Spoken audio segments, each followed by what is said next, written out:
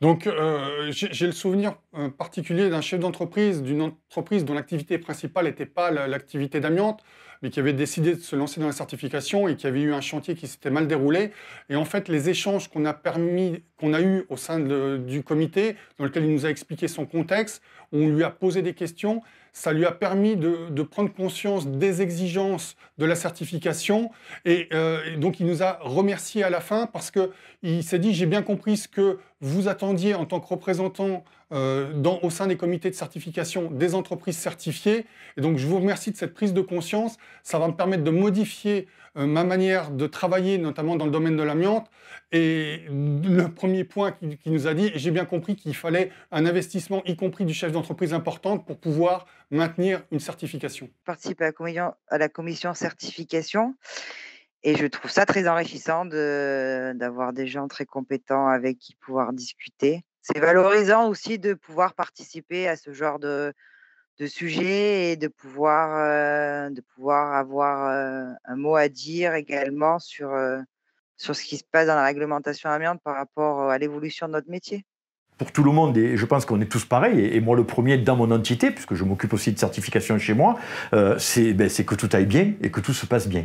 Donc il ne faut pas hésiter à demander au CIRTA au préalable, bien avant, si éventuellement il y a des questions sur les moyens de prévention, sur comment je fais pour protéger telle ou telle partie, comment je fais pour appliquer ce processus, qu'est-ce que je peux faire dans cette situation-là. Et ça c'est important parce qu'on est là aussi pour ça.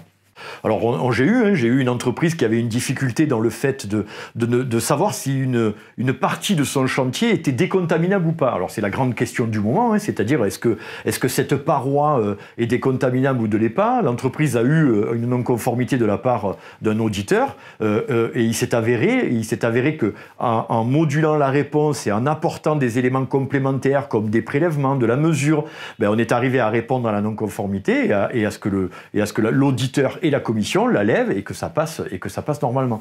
Ça, ce sont des moments importants. À titre personnel, dans notre entreprise, on a la double certification, c'est-à-dire qu'on est certifié dans 2 organismes certificateurs différents.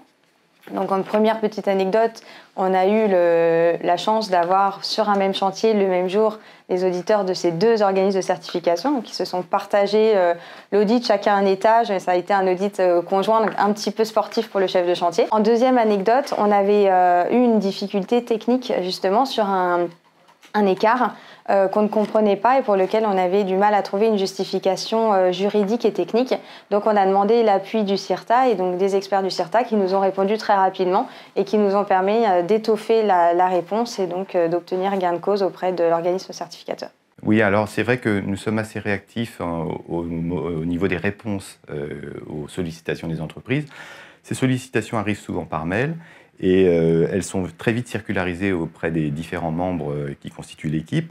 Et donc les réponses arrivent assez rapidement, parfois dans la journée ou le lendemain. Sur le lendemain, c'est assez rapide. Ça va dépendre bien sûr du contenu de la question. On essaye en tout cas d'apporter notre point de vue, notre expérience. On n'a pas des réponses infuses pour tout, mais on apporte notre regard et notre expérience surtout.